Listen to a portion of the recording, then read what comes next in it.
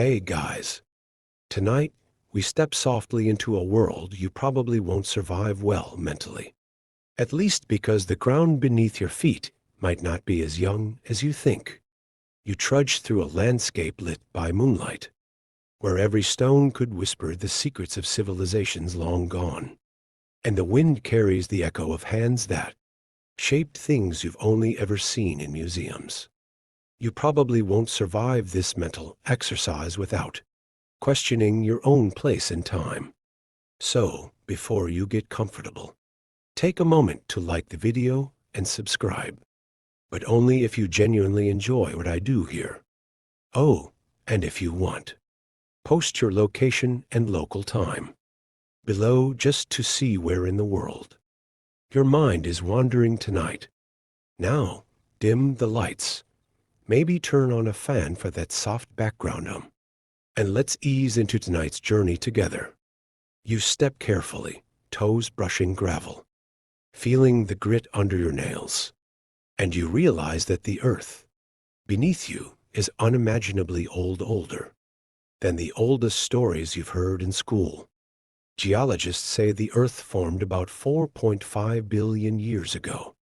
A number so large your brain wants to nap immediately, but stay with me. As you walk, you notice that certain stones glimmer oddly in the moonlight. Some theorists whisper that these are not just rocks but remnants of structures built by unknown hands, civilizations older than our recorded history. Historians still argue whether early humans were capable of complex social organization tens of thousands of years before Mesopotamia. Yet the possibility teases your imagination, like the scent of rain on dry stone. You pause beside a shallow stream, listening to water trickle over smooth pebbles. You might laugh quietly at yourself for imagining someone centuries ago crouched here, perhaps sketching symbols or carving stones that only now we begin to notice.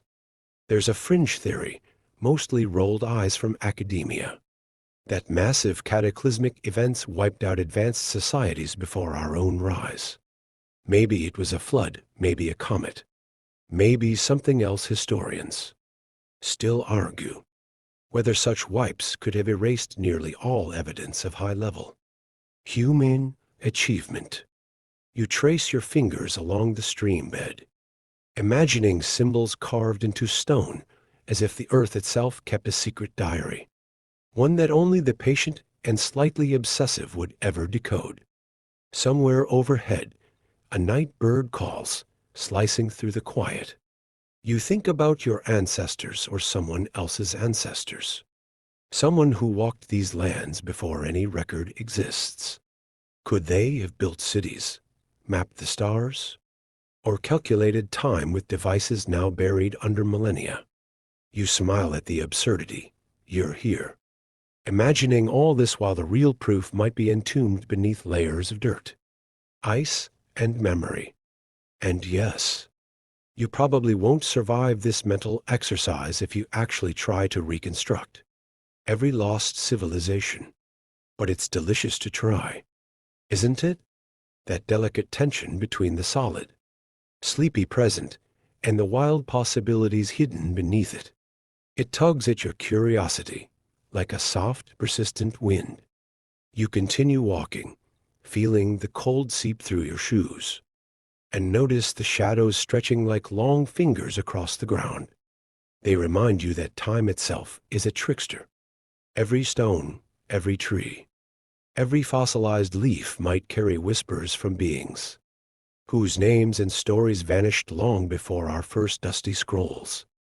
And just maybe, as you follow these shadows, you'll catch the faintest glimmer of a civilization that walked, built, dreamed, and disappeared long before us.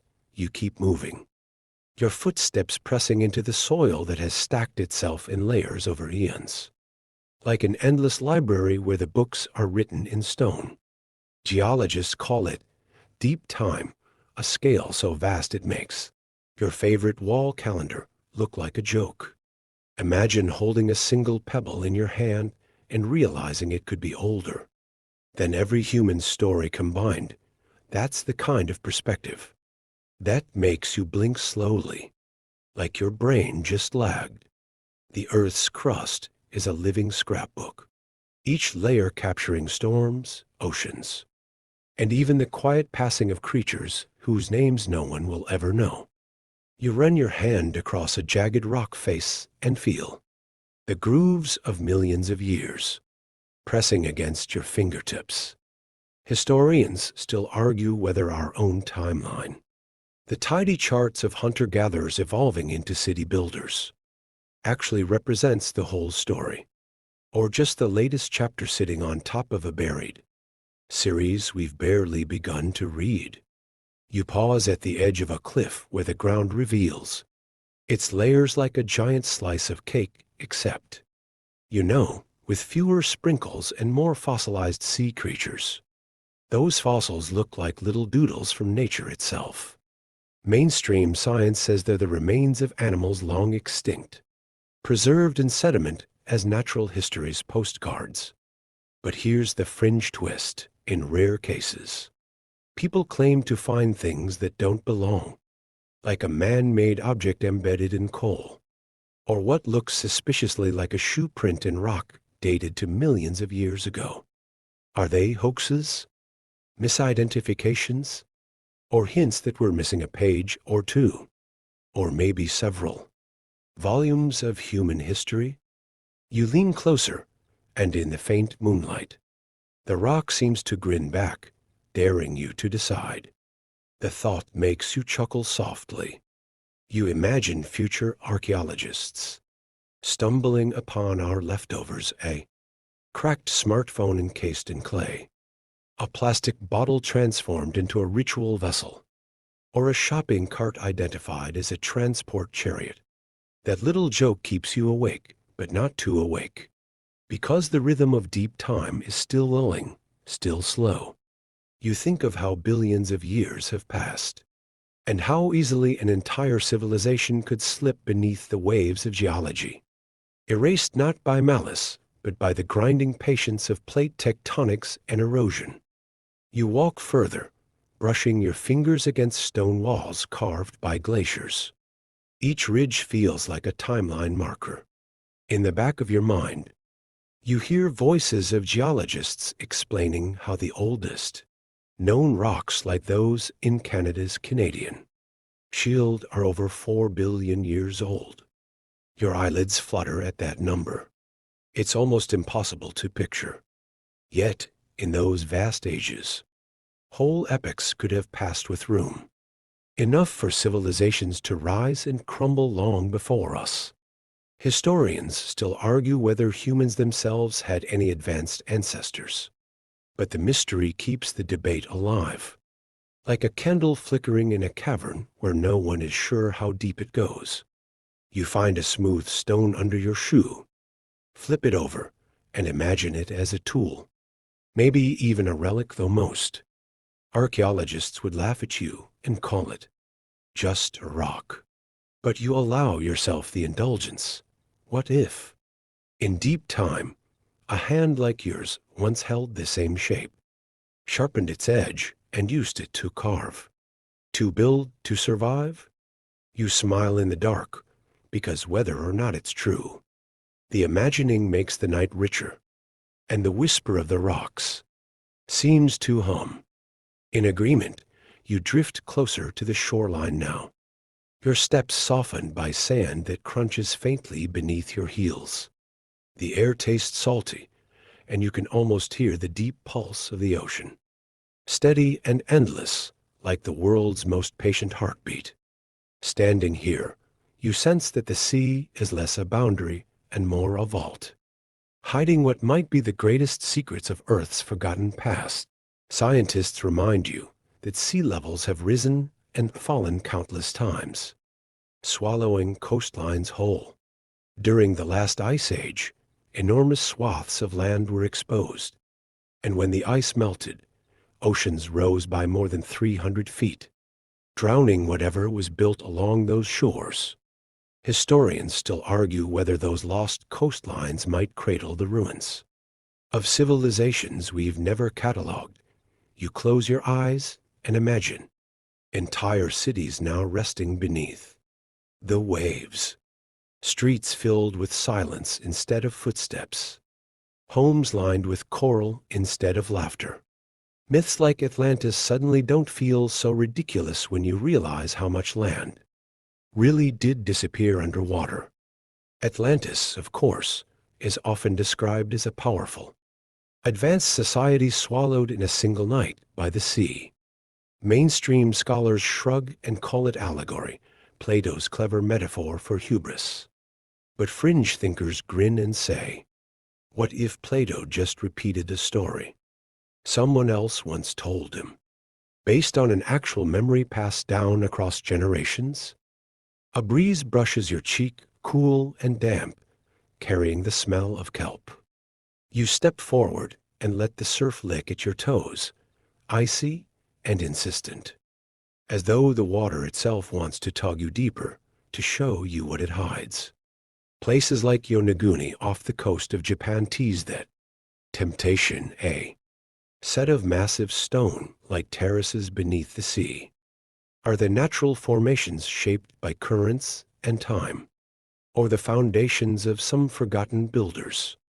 Historians still argue whether Yonaguni is geology playing tricks or archaeology, waiting for recognition.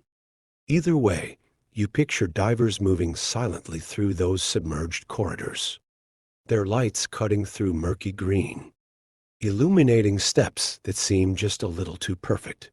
You laugh softly, because the ocean is the ultimate hoarder. It never throws anything away. It just keeps layering silt and coral until memory becomes invisible. Imagine if New York or London sank tomorrow. In a few thousand years, the outlines of skyscrapers might be buried under coral reefs, looking more like giant sea sponges than buildings. Future explorers would debate if they were natural wonders or proof of some strange, lost culture obsessed with stacking glass and steel. And somewhere in the middle of that debate, a bored historian would say, historians still argue whether these skyscraper-shaped reefs were intentional. And you'd be floating in your sleep, chuckling at the irony. You keep walking along the beach, the moon silvering the waves, and you think about all the shipwrecks already found, ancient triremes, Phoenician traders, Viking longboats. These are only scraps, the ones lucky enough to be preserved. If whole ships can vanish without a trace, why not entire harbors, entire societies? The sand under your feet hums softly, like it knows more than it lets on, and you let that hum guide you forward. Each step reminds you, the ocean is a vault, and maybe one day it will choose to crack the lid and let us peek inside. You move inland again, shaking sand from your ankles, and soon the ground feels different, harder, colder, scattered with stones that don't look like they belong. You crouch to pick one up, and it's carved, smooth in places, pitted in others. It makes you think of machines, not the sleek kind humming on your desk, but the stubborn kind built of gears and cogs, clunky yet clever. The most famous of these relics is the Antikythera mechanism, pulled from a shipwreck off a Greek island more than a century ago. It looks like a corroded lump of bronze, until you peer closer and see interlocking gears so precise they could predict eclipses and track celestial movements. Mainstream scholars call it the world's first analog computer. Dating back to around 100 BCE, historians still argue whether its sophistication was a one-off miracle, or if it hints at a broader technological tradition we simply lost. You hold your imaginary relic up to the moonlight, and for a moment you pretend it ticks faintly, like a heart that refuses to die. The idea that people thousands of years ago could engineer something this complex makes you wonder, if one artifact like that survived the sea, how many others might have vanished into the mud, the salt, or the fire of time? Fringe enthusiasts love to list other oddities. Batteries that supposedly existed in ancient Mesopotamia. Drill marks in granite that look suspiciously modern. Even hollow metal spheres dated to hundreds of millions of years. Skeptics wave them off. But the list is long enough to make your tired brain tilt sideways in curiosity. You laugh quietly, because imagining a Stone Age electrician or a Bronze Age computer nerd is strangely comforting. Maybe you'd have gotten along trading jokes about tools jamming or complaining about software updates, taking hours instead of seconds. The humor keeps you from drifting too far into paranoia. But still, there's that itch. If one machine could exist, how many more did we lose? The night air feels cooler now, almost metallic, and your steps echo in your ears as if you're walking through a long-forgotten workshop. You imagine rows of benches covered with bronze gears, copper wires, tools carved from bone and obsidian. Their creators long gone, but their brilliance still humming faintly in the silence. The Antikythera mechanism is not alone. It's just the only survivor brave enough to float back into our hands. Historians still argue whether we've underestimated our ancestors' ingenuity, or if there really was a whole lineage of inventors whose legacies drowned before we could ever write them down. You place the stone back on the ground, patting it gently like you've just tucked a child into bed. The moonlight glints on its surface, and for a fleeting second, you imagine the whole earth as a broken but still beating machine, its gears grinding slowly across eons. Somewhere inside, hidden like treasure, are the blueprints of civilizations older than memory, waiting for someone curious enough to listen. The ground rises gently, and soon you find yourself on a plateau where the air feels thinner, sharper, as though you've stepped into another altitude of memory. All around, shadows stretch over vast shapes, piles of stone so massive they make your footsteps feel like whispers. You reach out and touch one, cool, rough, impossibly heavy. These are the giants of stone, the pyramids, megaliths, and carved pillars that still defy full explanation.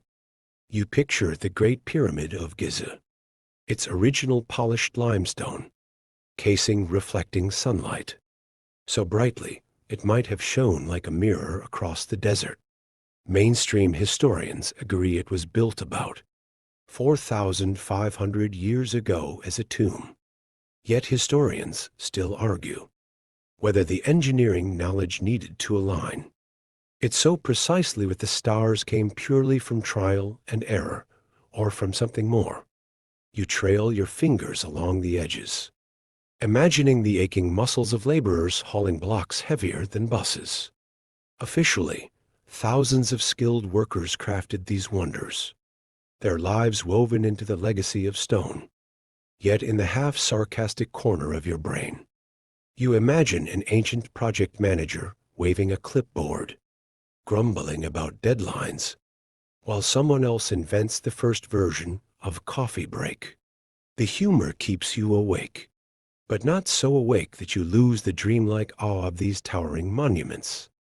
Further along your midnight stroll, you stumble across Göbekli Tepe, in your mind's eye a site in Turkey more than 11,000 years old, older than Stonehenge and the pyramids, with massive T-shaped pillars carved with animals. Archaeologists scratched their heads when they realized its builders were supposed to be simple hunter-gatherers, not master stonemasons. Historians still argue whether it was a temple, a gathering site, or proof that humans organized complex societies much earlier than textbooks suggest. You lean against one of those imagined pillars and wonder if it might not just be a temple, but a whisper of something even earlier, a blueprint carried from a civilization that vanished before. Stonehenge drifts into your thoughts next, its weathered lintels glowing under the imaginary moon. Mainstream theory says it was used for ceremonies and perhaps astronomy. Fringe voices whisper it was part of a vast global network. Each site a relay in some forgotten system of communication, the joke in your mind. If it really was a phone line, the connection must have been terrible. Can you hear me now? Echoing across millennia. You grin sleepily. Because humor is the only way to keep your mind from spiraling into full-on conspiracy theorizing. The night deepens, and the stones around you seem to hum with patience. They've stood through storms, wars, and the rise and fall of empires, waiting for you to notice that they might not just be monuments, they could be survivors. Fragments of a story far older than their assumed dates. You close your eyes and lean into the stone's cool surface. For a moment, it feels like leaning against a giant shoulder, steady and eternal, as if the earth itself is reminding you, civilizations come and go, but stone remembers. You leave the plateau of stones behind and wander into a quieter stretch of land, where the ground feels strangely soft beneath your soles.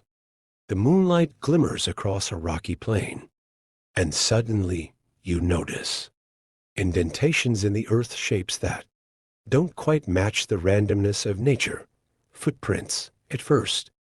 They look like the ordinary impressions of ancient animals, fossilized forever in stone. But as you crouch closer, one print looks suspiciously like it belongs to something bipedal, toes pressed neatly in a row. Historians still argue whether such anomalies are misinterpretations or genuine mysteries. Either way, they leave you leaning forward, squinting, as though the stone itself might wink back and say, "Guess what I'm hiding?" Mainstream science reminds you that footprints can last for millions of years, if preserved in the right kind of sediment. The famous Letalai footprints in Tanzania, about 3.6 million years old, show early hominins walking upright across volcanic ash. Hand in hand, perhaps, like a family strolling at sunset. You picture them, their steps preserved by chance, never suspecting that eons later, you'd be standing in the dark, staring at impressions that look uncannily familiar. Yet, there are stranger stories, like reports of human-like prints, allegedly found in rock layers, dated hundreds of millions of years older than modern humans. Skeptics roll their eyes and dismiss them as erosion quirks, but fringe thinkers grin, insisting they could be traces of a civilization erased long before us. You chuckle quietly, because the idea of someone in sneakers, leaving a track in the Carboniferous period, is almost cartoonish. Still, the humor doesn't erase the curiosity. What if some of those odd prints aren't mistakes? What if the earth really is littered with clues we don't yet understand? You imagine an ancient traveler pausing mid-step, maybe sighing in frustration because their sandal strap broke, never knowing that tiny moment would fossilize into a mystery for sleepless wanderers like you. Nearby, you notice patterns in the rocks, shapes that resemble tools or carvings. Some people claim to have found hammerheads embedded in stone, or nails trapped inside geological layers supposedly millions of years old. Mainstream geology shakes its head and points to natural formations. But the stubborn question remains, why do some rocks look so suspiciously handmade? Historians still argue whether these are hoaxes, mistakes, or something tantalizingly real. The night air smells faintly of dust, and as you stand, you let your imagination step into those old footprints. For just a second, you feel the weight of another body, another presence.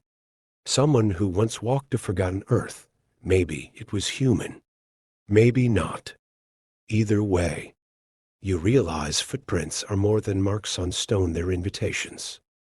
Every step carved in the past asks you to keep moving, to follow into the unknown, to wonder who or what came before. And so you lift your foot, place it forward, and continue walking, leaving your own trail behind. Who knows, maybe in 1,000,000 years, someone will lean down, squint, and argue about you. The path ahead narrows into a valley, hushed and shadowed, where the air feels thick with something older than memory. You pause because the silence here is different layered, as if the very atmosphere is carrying whispers. And then it strikes you, not whispers of people, but of myths. Stories told around fires long before paper, passed down until the details blurred, leaving only symbols and half-remembered names. You listen, and in your mind's ear, you hear them. Tales of golden ages, sky people descending on beams of light, floods sent to reset the world. Historians still argue whether these myths are pure invention or distorted, memories of real events. But you can't help thinking, myths are like fog, even if they obscure the landscape. They prove something solid is underneath. You recall how nearly every culture has a flood story. Noah in the Bible, Utnapishtim in the Epic of Gilgamesh, Manu in Hindu tradition. Scholars often explain these similarities by pointing to real events, like the end of the Ice Age when rising seas flooded vast lowlands. Yet the recurring detail that gods or sky beings warned people makes you wonder if more than coincidence is at play. Maybe those myths are echoes of actual survivors of older civilizations, their warnings, carried forward like broken radio signals. You grin sleepily because the image of sky people handing out survival tips is a little too close to modern sci-fi. Imagine an ancient builder looking up at the night sky and muttering, "Those guys again, always dropping by without bringing snacks." A little humor softens the eerie feeling, reminding you that myths, even the strangest ones, were told by people not so different from you. People who laughed, complained, and exaggerated for dramatic effect. Still, the power of myth lingers. Think of the Mayan Popol which speaks of worlds created and destroyed before the present one, or the Hopi traditions that describe multiple past worlds swallowed by fire and flood. Fringe theorists leap at these patterns, suggesting they might be cultural memories of cyclical civilizations. Ours just the latest round. Historians still argue whether these cycles are metaphorical or literal. But you notice your heartbeat slowing, matching the rhythm of the idea, rise, fall. Rise, fall. As you move through the valley, the shadows around you seem to take shape: giants, serpents, winged figures. You blink, and they dissolve back into stone and branches. The trick of myth is that it clings to imagination like smoke. You can't prove it, but you can't ignore it either. And in the quiet, you realize myths aren't just stories. They're humanity's attempt to leave breadcrumbs through the forest of time. Whispers saying, "Don't forget, we've been here before." You press onward, the whispers fading into the night air, leaving you thoughtful, amused, and just a little unsettled. The valley opens into a wide plain, and the air feels heavier, almost smoky, though no fire burns.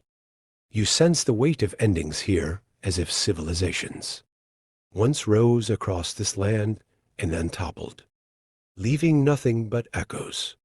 You realize that while myths give you the stories, nature provides the stage, and sometimes the stage crew doesn't play fair. Droughts, eruptions, earthquakes, even rogue comets, all of them have the power to collapse cities, kingdoms, entire worlds, erasing them so thoroughly you'd never know they existed. Historians still argue whether natural disasters alone explain so many sudden disappearances. But walking here, You feel the truth of it under your feet. You think of Pompeii, frozen in ash when Vesuvius erupted in 79 CE, the people. Their homes, their very gestures captured like a cruel time capsule. Now multiply that by thousands of years, by whole regions, by events no one survived to record. Entire civilizations could vanish in ways so complete that future wanderers would only find silence. And it doesn't stop at volcanoes' drought. Played its part too, the Mayan cities in Central America, once bustling with trade, astronomy, and ritual, emptied mysteriously. Scholars lean heavily on drought as a cause, though historians still argue whether social collapse, warfare, or something stranger pushed the final domino. A light breeze brushes your cheek, and you imagine it carrying dust from the Sahara, once green savanna before climate shifts turned it into desert. If shifting rains can erase forests and rivers in just a few millennia, what might 50,000 years do? What about 500,000? The thought makes you chuckle softly, because even with all our smartphones, satellites, and cloud storage, one unlucky comet strike and poof, we'd be just another rumor in the geological record. You walk farther, and in your mind you see comets streaking across the sky, fiery messengers of chaos. Some researchers suggest that around 12,800 years ago, fragments of a comet slammed into Earth, sparking fires and plunging temperatures, a theory tied to the mysterious Younger Dryas period. Mainstream archaeology debates this hotly, but if true, it could mean entire cultures existing before then were swept away in the blink of an eye. Historians still argue whether this was a world-shaping cataclysm or just climate doing its slow, inevitable work. You step carefully, as though the ground itself remembers collapsing temples beneath your feet.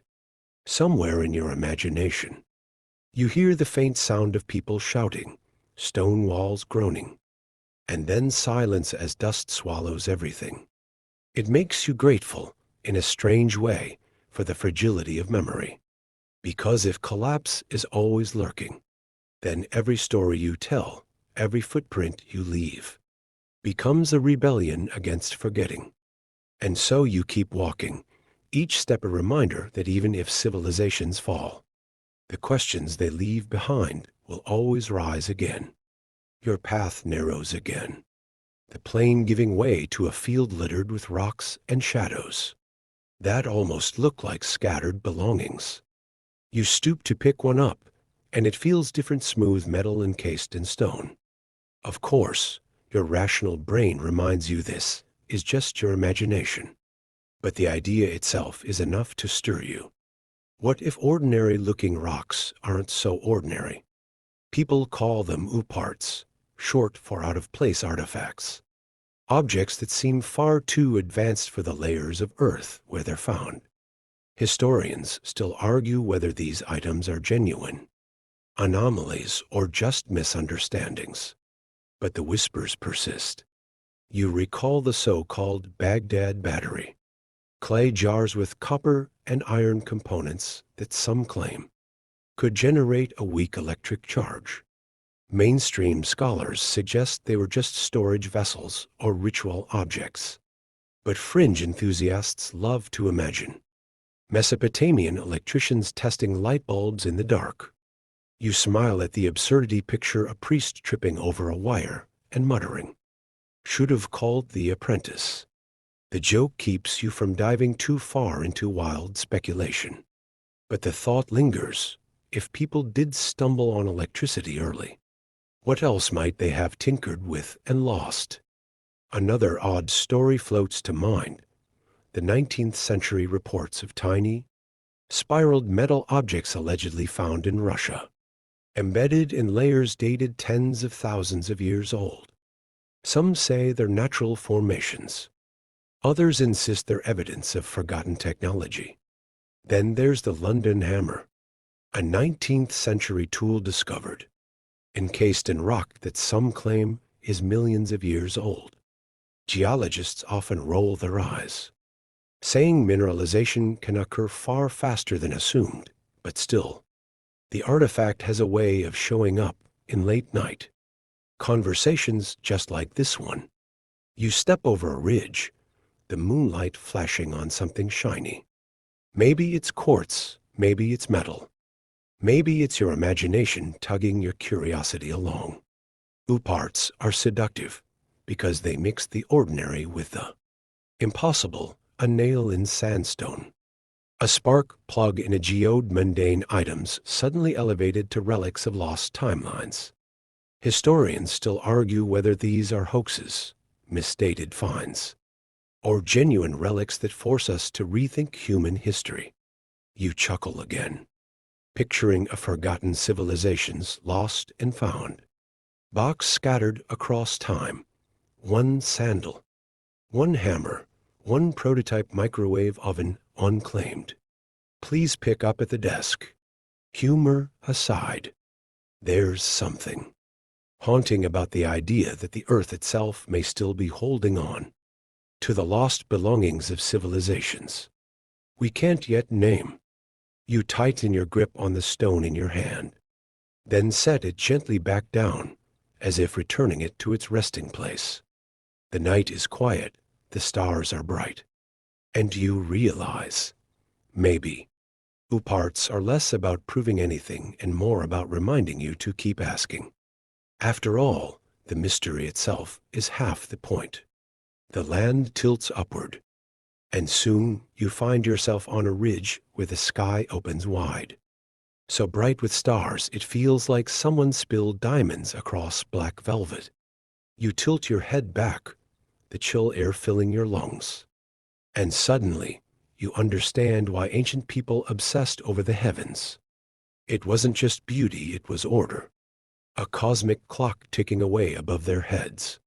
You imagine standing beside builders of old, as they align stones and temples to solstices, equinoxes, and star risings, their eyes sharp enough to notice what modern folks miss while scrolling on glowing rectangles.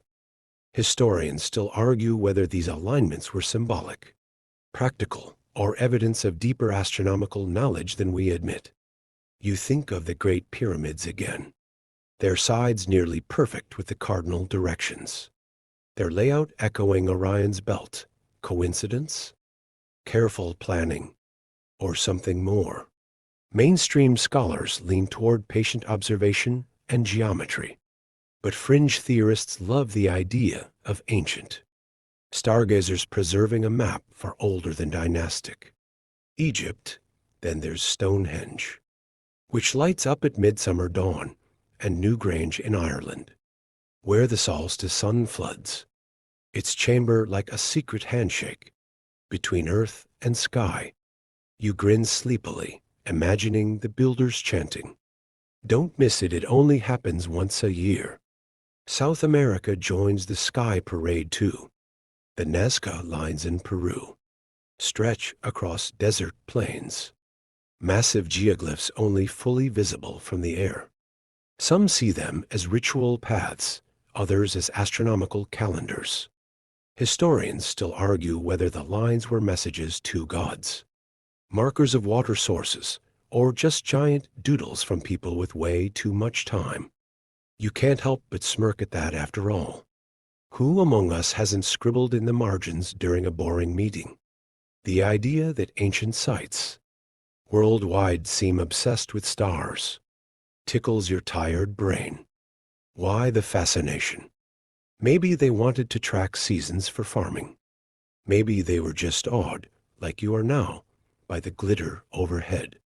Or maybe, whisper the fringe voices, they were preserving knowledge passed down from a much older civilization, one that charted the skies long before. If so, those monuments aren't just stones and lines. They're sticky notes from antiquity saying, look up, don't forget. The wind brushes your cheeks, colder now, sharper, and you feel as though the stars themselves are leaning down to watch you. You breathe slow, steady, as if syncing yourself with the cosmic rhythm, your pulse becoming a metronome of the universe. For a fleeting moment, you're part of that great clockwork, a tiny gear turning among galaxies. And whether the monuments were calendars, rituals, or secrets from the past, one thing is certain: the night sky hasn't changed much. The same stars they saw still shine on you. The same mysteries tug at your heart. The stars slowly fade as dawn's first colors creep across the horizon, and you find yourself wandering through landscapes where cities once flourished, but are now swallowed whole by time. You hear the crunch of sand underfoot as you step into the silent remains of a desert ruin. Walls half buried, streets erased by drifting dunes. The air is dry, sharp, and almost too quiet, as though the desert itself is guarding a secret. You think of Angkor Wat, not lost to sand, but to the strangling embrace of jungle roots, where temples slumbered for centuries, beneath vines and monkeys before French explorers stumbled upon them again in the 1800s. Historians still argue whether its sudden decline was due to drought, war, or both, but the fact remains: whole cities can vanish beneath greenery, waiting patiently for rediscovery. Further west, the Indus Valley whispers. Mohenjo-Daro, Harappa, names like half-remembered dreams. Their streets were gridded, their sewers advanced, their bricks uniform. Yet their script remains undeciphered. You shuffle along those empty streets in your mind, wondering how a culture so organized could simply disappear. Disease, shifting rivers, invading tribes? Nobody knows for sure. The mainstream version is collapse by environmental stress.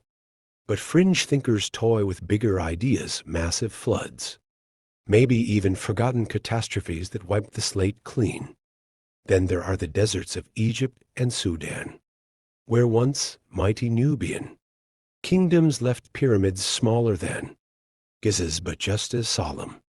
And farther north, you picture entire Roman cities now lying under European fields, waiting to be excavated. You chuckle softly, imagining some farmer plowing over a patch of carrots, clueless that beneath his boots lies a mosaic floor where nobles once feasted. Talk about don't dig too deep. But perhaps the eeriest of all is the idea that under modern cities, more ruins may lie hidden. Mexico City is built right over Tenochtitlan. Istanbul rests on Constantinople, which itself rests on Byzantium. Civilizations don't just vanish, they pile up like layers of a cosmic lasagna, each new topping hiding the flavor beneath. The thought makes you smirk, because who wouldn't want archaeology served al dente? And then, almost without realizing, you're picturing a grander possibility. What if under today's deepest layers lie cities not just a few thousand years old, but millions? Historians still argue whether natural geology would erase every trace in that span. Most say yes, that time is the great eraser. But fringe voices insist maybe something is still out there, waiting. Maybe you're walking above entire forgotten chapters, their rooftops deep under your feet. As you drift further into the ruins of your imagination, the silence feels thicker, almost like a blanket. You hear the faint echo of voices that once filled these streets. Laughter, markets, music, and then nothing. Only your own steady breath remains, reminding you that time is both destroyer and preserver. Some cities we find again, their stones still proud. Others we lose forever, swallowed whole by sand, sea, and jungle. You tread onward in thought, deeper into the labyrinth of time. And now the ground beneath your feet feels uncertain, like a floor that might crack to reveal a hidden basement no one knew was there. You're wandering into the territory of myths that might actually be memories. Think of Plato's story of Atlantis.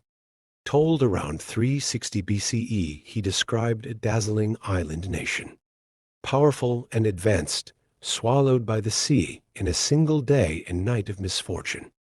Mainstream scholars call it allegory, a parable about hubris.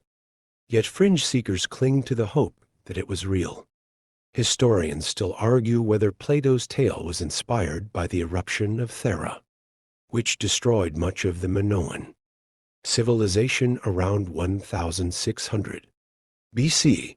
You picture yourself standing on the cliffs of Santorini, gazing at the caldera left behind, and you can almost hear the thunderous boom of that explosion echoing through millennia. The Minoans had ships, trade, art, plumbing, yet when the volcano roared, their world cracked apart. Some say Atlantis is just this, a real disaster mythologized. Others, more imaginative, argue it was proof of a lost global civilization. Then your mind drifts farther east, to the endless desert of Arabia, where travelers speak of Iram of the Pillars. Mentioned in the Quran, it's called the Atlantis of the Sands. For centuries, no trace appeared. Then, in the 1990s, satellite scans revealed a city buried under dunes Ubar, a caravan hub for frankincense. You imagine yourself brushing sand from an ancient pillar, realizing myths sometimes hide truths under layers of exaggeration. And of course, the great crowd pleaser, El Dorado, a city of gold shimmering in the imagination of conquistadors. They hacked through jungle, died of fever, drowned in rivers, all for a treasure that was more metaphor than fact. Still, the Amazon holds mysteries. Huge earthworks, only visible now from the sky, suggest large populations once thrived there. The irony? Instead of one golden city, there may have been hundreds of thriving towns swallowed by forest. You smile because in some twisted way, the legend wasn't wrong, it was just misread. Further north, the lost city trope continues. Cahokia, near modern Steedy Lewis, was once a sprawling metropolis with massive earth mounds. By 1200 CE, it rivaled European capitals in population. Yet by the time Europeans arrived, it was already abandoned. No El Dorado glitter, but an entire civilization erased from mainstream memory until archaeologists pieced it back together. Imagine living in Missouri today, grabbing fast food, and not realizing 1,000 years ago, you'd be standing in the shadow of pyramids made of earth. Legends and half-memories tug at you. Did the Dogon people of Mali really have knowledge of Sirius's invisible companion star long before telescopes? Was it oral tradition, chance, or something older seeping through myth? Historians still argue whether these stories reflect ancient astronomical skill or the wishful thinking of anthropologists who got carried away. And as you stand at this crossroads between history and imagination, you can't help but smirk at how often we dismiss tales as fantasy, only to find ruins later that suggest otherwise. Troy, after all, was once considered purely mythical, a Homeric bedtime story. Then Heinrich Schliemann dug into a hill in Turkey in the 1870s. And oops, there it was. So, when someone chuckles about Atlantis, you might lean back and think, sure, but tell that to Troy. Your eyes grow heavy as you drift further into this blurred borderland. Maybe myths are just exaggerated history, or maybe they're faint echoes of civilizations, erased so thoroughly we only hear whispers. You yawn, the sound blending with ancient winds, and for a moment you wonder, what other myths are waiting to wake up under tomorrow's shovels? You shuffle a little deeper into the dreamlike corridors of speculation, and suddenly the spotlight turns to the oddballs, the fringe theories that refuse to die. You've heard the whispers: ancient astronauts, time travelers, civilizations that had tech so advanced we'd barely recognize it. On paper, these claims are easy to dismiss, yet they linger, stubborn as gum on your shoe, because they answer that nagging, what if we can't quite shake. Take the ever-popular ancient astronaut theory. The idea goes like this: monuments like the pyramids, Stonehenge, or the Nazca lines weren't just the sweat of humans, armed with ropes and stubbornness, but collaborations with beings from the stars. Historians still argue whether the sheer engineering of the pyramids can be explained by manpower alone, or whether we underestimate ancient ingenuity.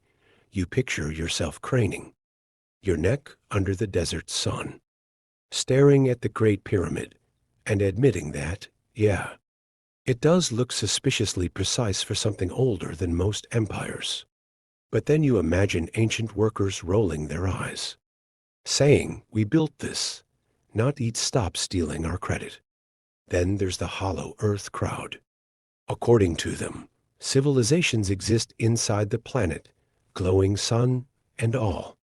Explorers like Admiral Byrd supposedly stumbled upon hidden realms, but mainstream history waves it off as exaggeration or misread journals. Still, the idea of people living under your feet as you sip morning coffee has a certain bedtime story charm. You could practically hear their underground subway announcements. Next stop, Molten Lava Junction. A little more grounded, but still fringe, are the Upart's out-of-place artifacts. Spark plugs found in ancient stone, carved crystal skulls of mysterious origin, and the Baghdad battery that some think was a primitive power source. Mainstream scholars argue these are either misstated, misunderstood, or straight-up hoaxes. Yet the whispers remain, tempting you to imagine forgotten inventors, tinkering away thousands of years ahead of schedule. You smirk, thinking, if someone really invented a 2,000-year-old battery, I hope they didn't spend it all on powering a single light bulb. You can't escape the allure of submerged cities either. Off the coast of Yonaguni in Japan lies a series of stone terraces under the sea. Some divers swear it's an ancient city swallowed by the ocean. Others insist it's just natural rock formations. Historians still argue whether human hands shaped those blocks or if the ocean simply carved geometry by accident. Either way, you picture yourself swimming through silent corridors, fish darting past, as if exploring the sunken lobby of a hotel whose guests never checked out. And then there's the most fringe of all, time-slip stories. Travelers in Versailles Gardens claiming they saw 18th century nobles walking about, pilots reporting phantom cities shimmering in the distance. You know most of these are psychological quirks or atmospheric illusions, but you still enjoy the idea that maybe, just maybe, civilizations sometimes brush past each other like ships in fog. You stretch, half amused, half intrigued. Fringe theories are like conspiracy theory popcorn, too salty, too buttery, and yet you keep eating. They don't hold up to serious scrutiny, but they keep the imagination alive, reminding you that history isn't just about dusty textbooks. It's also about the mysteries that make you tilt your head and say, "Wait, what?" And as your eyes drift toward sleep, you realize that even if none of these theories prove true, they serve another purpose. They give you permission to wonder. Maybe it doesn't matter whether there were aliens, batteries, or hollow earth people. What matters is that the human mind keeps reaching for the possibility that we're part of something bigger, stranger, and older than we'll ever fully map. You sink further into the quiet rhythm of the story, and now the view widens to something cosmic. The question is no longer just about ruins and deserts or myths. Scribbled in ancient ink, it's about Earth itself as a stage for civilizations. You're reminded that the planet is over 4.5 billion years old, while Homo sapiens, with our Wi-Fi and questionable fashion choices, have only existed for about 300,000 years. That's a blink in planetary time. You can almost hear Earth chuckling. You think you're special. Please, I've had continents that lasted longer than your governments. Here's the sobering math. If advanced life had sprouted 1 million years ago, or 10 million, the odds of us finding their smartphones or skyscrapers today are slim. Geological processes erase evidence relentlessly. Plate tectonics recycles the crust. Oceans rise and fall. Climate shifts bury and scour. Historians still argue whether even our own traces skyscrapers, highways, plastic will survive more than a few million years, let alone tens of millions. You imagine a future archaeologist, perhaps not even human, sifting through rock layers and maybe finding nothing but a lonely fossilized rubber duck. The Silurian hypothesis captures this chilling thought, named after the Silurians from Doctor Who. It suggests that if an industrial civilization had existed tens of millions of years ago, we'd likely never know. Most of their stuff would have vanished into dust, magma, or ocean trenches. The only clues might be subtle chemical footprints, spikes of carbon in the atmosphere, strange isotopes locked in rock layers, a sudden extinction pattern. You picture scientists of the far future, pointing to a mysterious chemical blip and arguing, alien invasion, or just ancient beings who burned too much coal. And it doesn't stop with Earth. Mars once had rivers, lakes, maybe even oceans. Venus might have been temperate before turning into a hellish sauna. Some researchers wonder if those worlds could have hosted life or civilizations that crumbled long before Earth got its act together.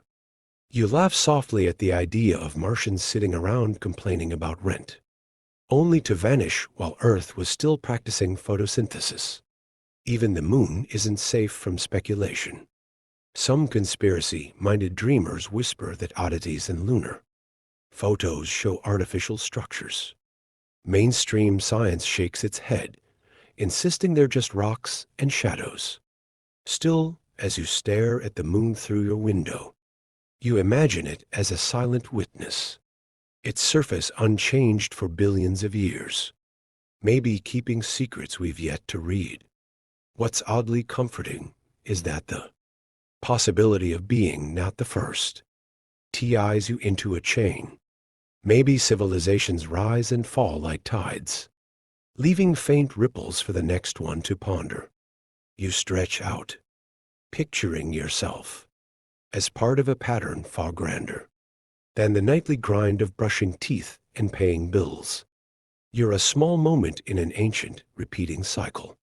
And there's something soothing about that, like being rocked to sleep by the ocean's waves. And just when you think about how tiny we are, you realize that's the joke. We worry about Wi-Fi dropping for 10 minutes, while Earth has shrugged off asteroids, ice ages, and supervolcanoes. If another civilization had been here long before us, they probably thought their world was permanent too. Spoiler, it wasn't. You drift into the last stretch of this journey, where the speculation itself becomes a kind of lullaby. By now, you've wandered through lost cities, strange myths, and cosmic possibilities. What's left is this simple question: what if you're just a link in a much longer chain? If civilizations rose before, vanished, and left barely a whisper behind, then perhaps the same pattern could play out again. Not exactly reassuring, but oddly humbling.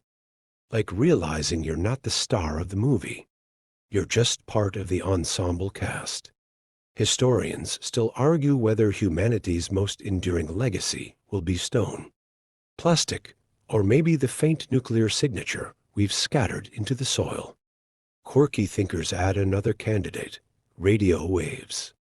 Since the early 20th century, we've been broadcasting signals into space, a faint bubble of chatter expanding at light speed. If another species had done that long before us, their bubble might have passed Earth already. Like a whisper lost in the cosmic wind, you picture the stars above as vast silent witnesses, blinking calmly while civilizations flicker in and out like campfires on a dark beach.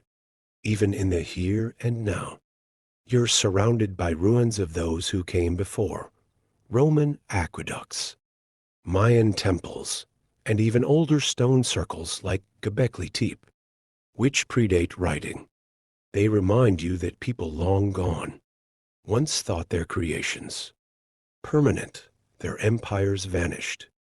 Their languages fell silent, but a few stones remained, daring you to guess the stories behind them. And so you do the same. You leave traces without knowing what future eyes will make of them. Maybe a highway interchange will one day look like a ritual calendar. Maybe your discarded sneakers will fossilize into some paleontologist's odd discovery. There's a gentle irony in it all. You might never know if you're the first, but that ignorance is strangely calming. The mystery makes life feel bigger, less claustrophobic, more like a dream you can float through without needing every answer. As you breathe slower now, you notice how your thoughts soften around the edges, like chalk lines blurred by evening rain. And so, here's the wind down. Imagine yourself lying not just in your bed, but on the surface of a very old earth. Beneath you are countless layers: sandstone, limestone, volcanic rock, each a page in the planet's diary. You sink deeper into that layered memory, cradled by a planet that has hosted lives and stories far beyond what you'll ever know. The stars above shimmer as if they're closing their eyes too, and the air feels thicker, softer, like a blanket gently pulled across the world. Your breathing slows, your eyelids grow heavy, and the question of who came before fades into the background hum of the universe. Whether or not we're the first doesn't really matter right now. What matters is this quiet, this stillness, this gentle drifting into sleep, wrapped in the possibility that you're part of something ancient and ongoing. You are safe. You are small. You are part of a story too vast to finish tonight. Let that thought hold you as you finally let go.